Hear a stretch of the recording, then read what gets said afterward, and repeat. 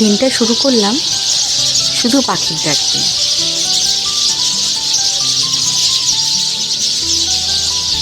ভালো করে দেখুন, এই গাছের মাঝখানে কিন্তু পাখিগুলো বসে আছে।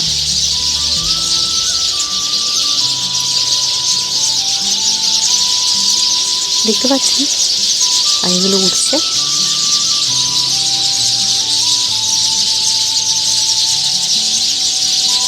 এখন এই ডাকগুলোই খুব বিরল, তাই না?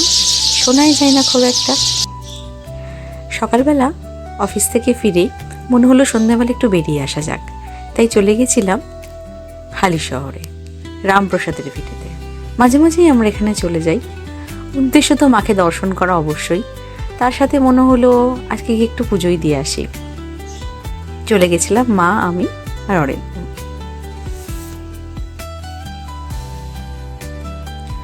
পৌঁছে আমরা প্রথমে একটু ডালা নিয়ে নিয়েছিলাম।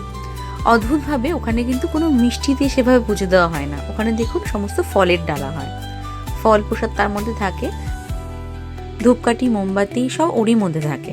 আপনারা শুধু গিয়ে ফলের একটা বাকেট নিয়ে নেবেন। এবার আপনাদের রেঞ্জের মতো নিতে পারেন, কেউ 50 নেবে, কেউ 100 নেবে।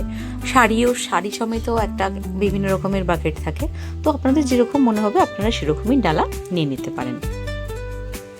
আর ওই যে ধূপ আর মোমটা সেটা সামনেই রেখে, মাকে ঘুরিয়ে এই সামনে আপনারা রেখে দিতে পারেন।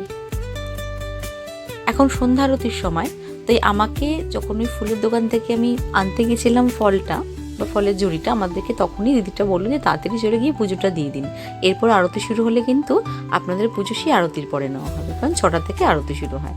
ভাগ্যক্রমে আমরা 6:45 গিয়ে পৌঁছেছিলাম, তাই আগে গিয়ে পুজোটা দিয়ে নিতে পেরেছিলাম। তারপরেই শুরু হয়েছে আরতি। যেহেতু মন্দিরে ক্যামেরা অ্যালাউ নয়, তাই আমি আরতিটা আপনাদের সাথে শেয়ার করতে পারিনি। পুজোটা দিয়ে আশেপাশে একটু ঘুরে দেখছিলাম, কারণ আরতিটা দেখেই যাবো ভেবেছিলাম। আর এই গাছটা দেখুন কি সুন্দর ফল হয়েছে। আসলে এখানে সকালে আসি কি বিকেলে, মনটা কিন্তু এমনি ভালো হয়ে যায়। এত ভালো পরিবেশটা, কি বলবো আপনাদেরকে।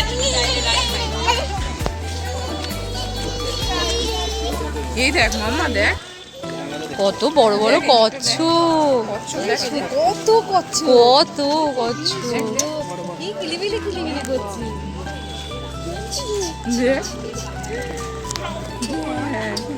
দেখেছিস মাম্মা?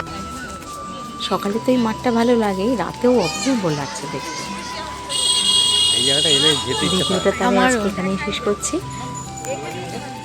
অনেকটা রাত হলো, এবার বাড়ি ফিরি। ভিডিও ভালো লাগলে লাইক শেয়ার কমেন্ট করতে ভুলবেন না। ফেসবুক থেকে যারা দেখছেন অবশ্যই চ্যানেলটা ফলো করবেন। দেখা হবে পরবর্তী ভিডিওতে। সকলে খুব ভালো থাকবেন। অনেক ধন্যবাদ।